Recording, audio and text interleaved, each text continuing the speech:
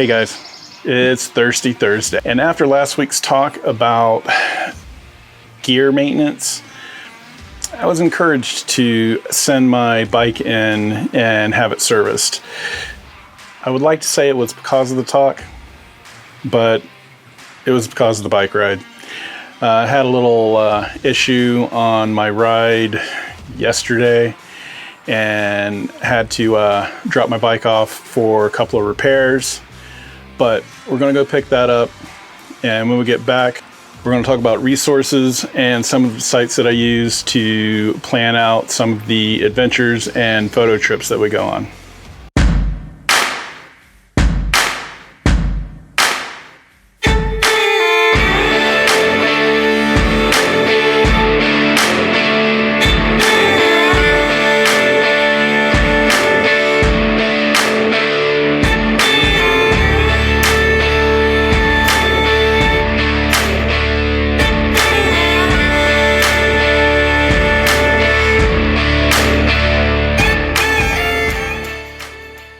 Hey guys, we're back in the studio, and I am drinking a St. Thomas in a pirate mug that I picked up from Isla Mujeres on a whale shark photo trip. And the St. Thomas was, well, from St. Thomas in the Virgin Islands. It is orange juice, pineapple juice, Sprite, or 7-Up, with Cruzon coconut rum and Sailor Jerry's. It's pretty tasty and pretty smooth. Could probably drink those all day and would not feel a thing.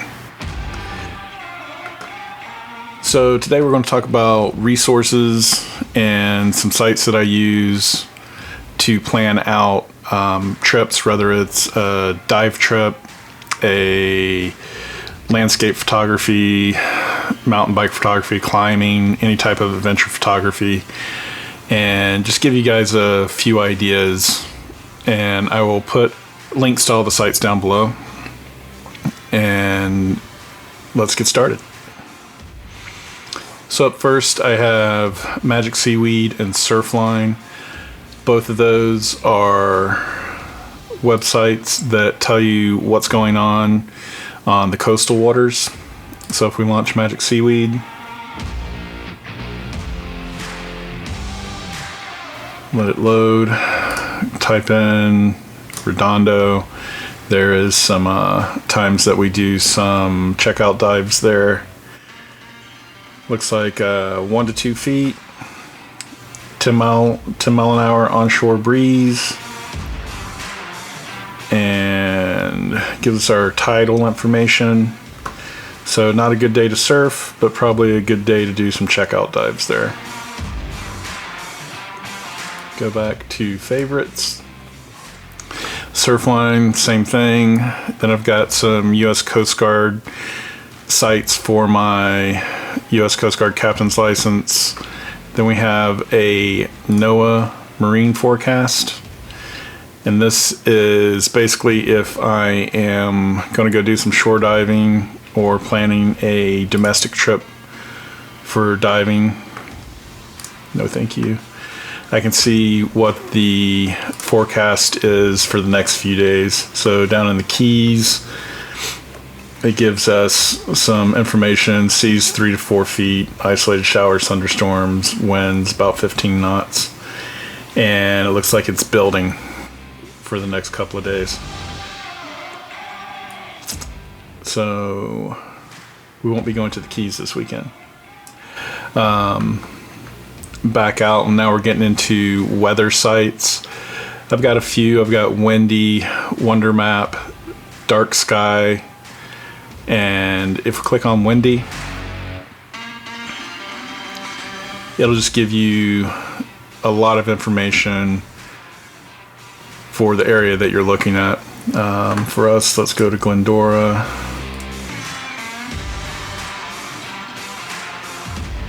It brings up 6-knot winds from the west, shows us our wind patterns, and it gives us a forecast.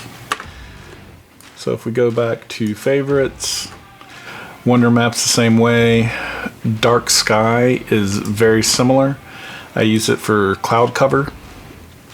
So once it loads, you click on cloud cover, date, time, and it should show what the cloud cover is for that area. So if we move out here, say we're going out to Joshua Tree, look right in this area here. Looks like it'll be pretty blue skies. Let's say we're going to do astrophotography. Go to 11 p.m. Looks like there would be a little bit of stuff to the northeast, and then a lot of marine layer sitting out on the ocean. I don't know that any of this would affect your shots. Depends on if they're high level or low level clouds. So we just go back to favorites, and we hop on over to the photographer's Empress.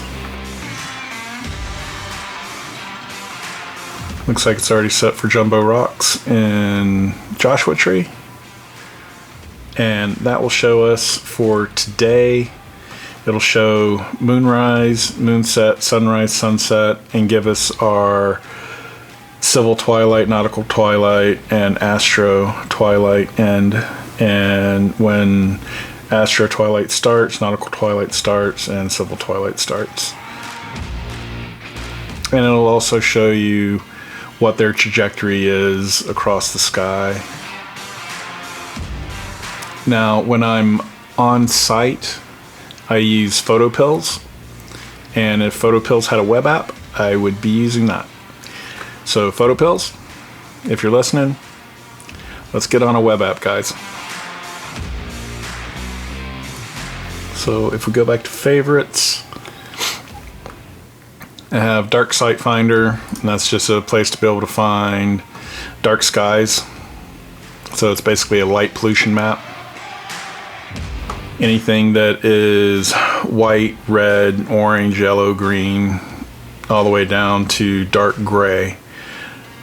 Dark gray being no ambient light, white, red being a lot of ambient light.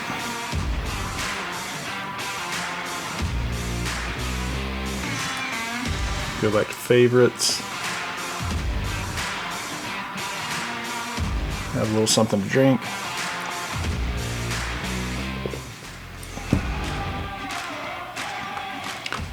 Moon Giant, it's a moon phase calendar.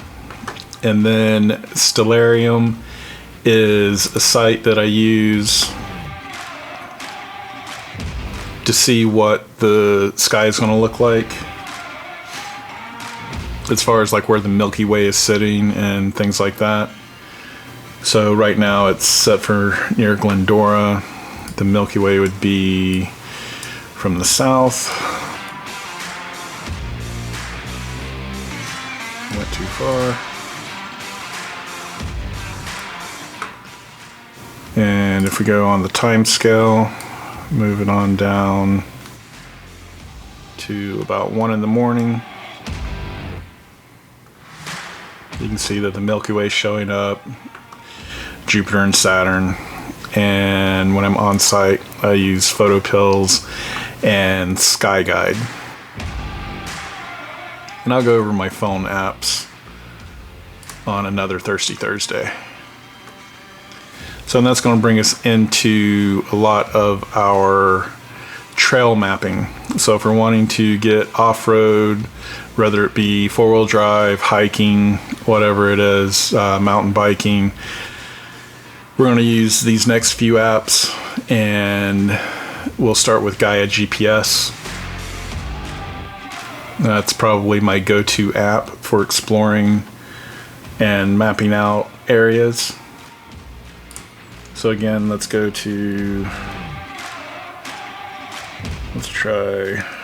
Verdue Canyon. That's in Joshua Tree. That's my favorite way to get into Joshua Tree.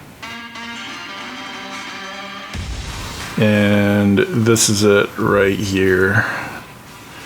So you start off Dillon Road, and it goes all the way up, and meets with Geology Tour Road inside the park. And then meets up with Park Boulevard by Jumbo Rocks.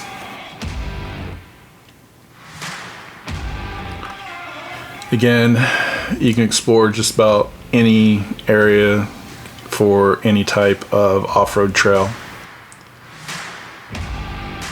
And if we go back to favorites, All Trails is my next favorite.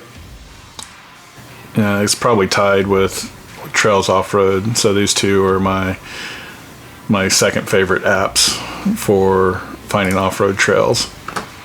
So All Trails, let's click the area and we'll go to Joshua Tree.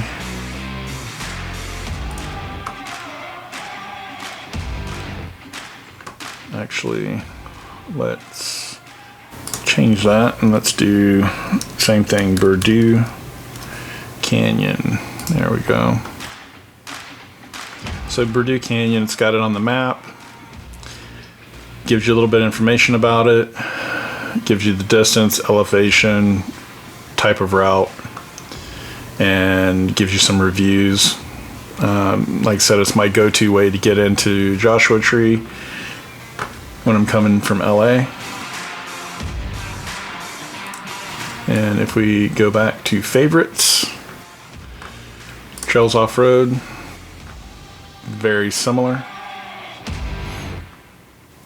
Trails Off-Road I don't think is paid. I just think you sign up and give them your email address. So go explore now.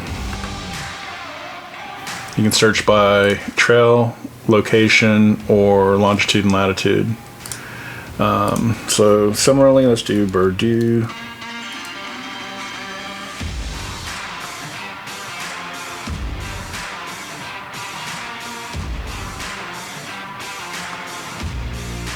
And that shows it right there.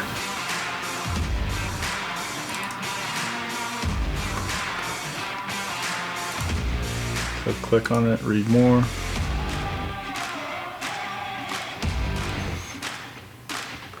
It'll give you a map.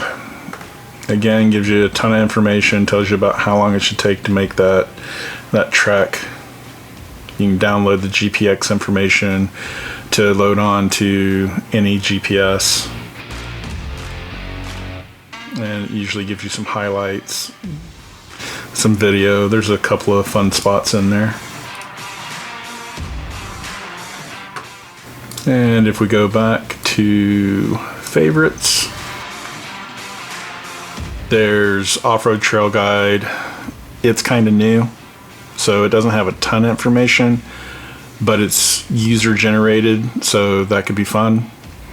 And then there's TRX Trailhead by Magellan, and it's got a lot of similar information to Trails Off-Road, All Trails, and Gaia. Now, if you want to get specific, REI puts out a series of web apps and phone apps. Mountain Bike Project, the Mountain Project, which is for climbing, the Hiking Project, the Powder Project, and National Park Project.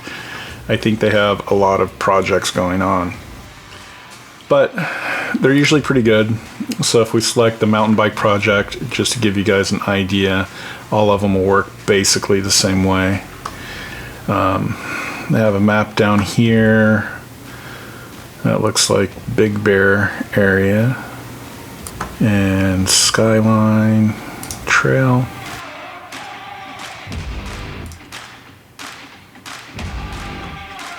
And it'll give you, same thing, information about the trail. It'll have some photos on there so you can get some ideas of what to expect, the type of environment you're going to be in. And it'll help you plan out your photo shoot or just your bike ride. Head back over here to favorites. The Mountain Project and Hiking Project, Powder Project, they're all very similar. Mountain projects for climbing, hiking projects for hiking, powder projects for skiing, snowboarding. And then we have the U.S. Forest Service and the Bureau of Land Management. I use those just to check on camping and fire restrictions. So we'll go to that, click on state, and let's say we wanted to go to Inyo National Forest. Click go. Gives us our fire restrictions. Click on that and it tells us our fire restrictions for the area. So we can exit that, go back to favorites. I'm in Safari on a Mac, but I know that Edge on PC and Firefox and Chrome all have favorites.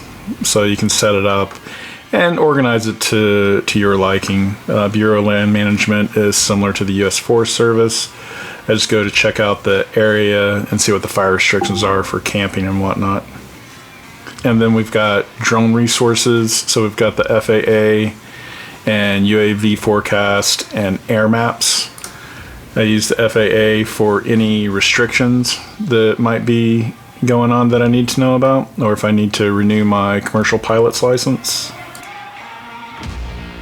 UAV forecast, if I'm going to go to an area and I want to see if I'm going to be able to fly there on that day. Here we have Lone Pine. Probably not going to be able to do any flying up in Lone Pine. There's a lot of national parks up there, as well as military air bases. So let's try Lake Tahoe. CA. All right. Looks like it's pretty gusty up there right now. So it just gives you an idea of what to expect. Gusts, temperature, precipitation, cloud cover, visibility, etc. Good to fly.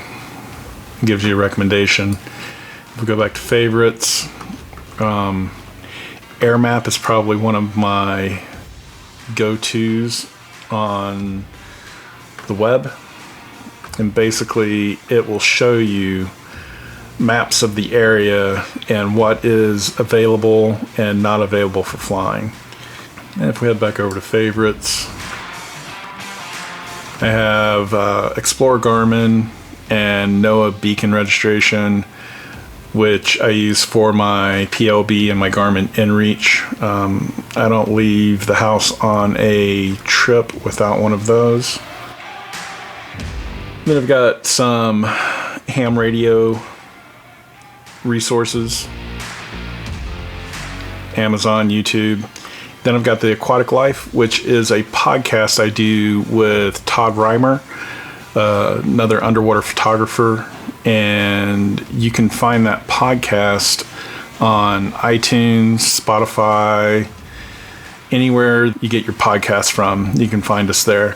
And I encourage you guys to check them out. You can also find them at theaquaticlifepodcast.com. And then I've got 500px. And let's just say Joshua Tree.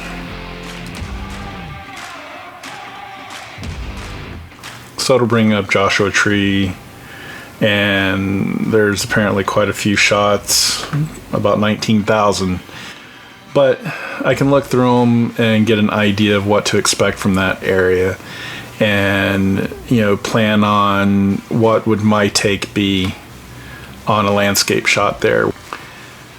And it just makes a good resource. I also use Google Images sometimes, just, like I said, trying to find some images to get an idea of where I'm wanting to go explore or photograph. And then I also use Google Earth. So if I'm wanting to check out an area, say I want to go to Horseshoe Bend,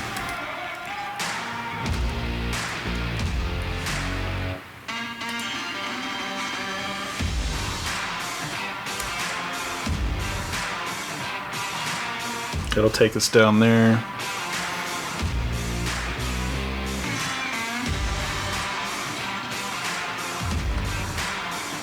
And then I would just mix this in with All Trails or Gaia or something of that nature, so I can get it'll tell me all the information about the trail leading out and give me an idea of what to expect when I get there. And similarly, if I'm thinking that Horseshoe Bend might be a little too popular, well, hey, there's another interesting bend right next to it.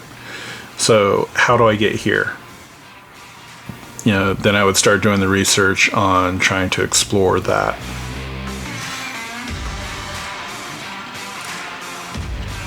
Go back to favorites. All right, that's going to wrap us up. I'll leave all the links in the description down below. If you have any questions, leave a comment and I will answer them as quickly as I can.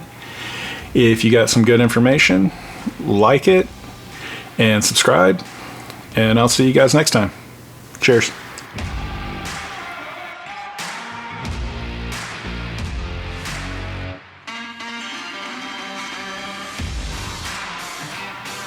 Not Bedroom Canyon.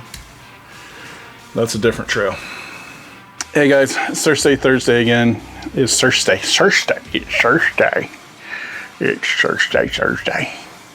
I think I've had too much already.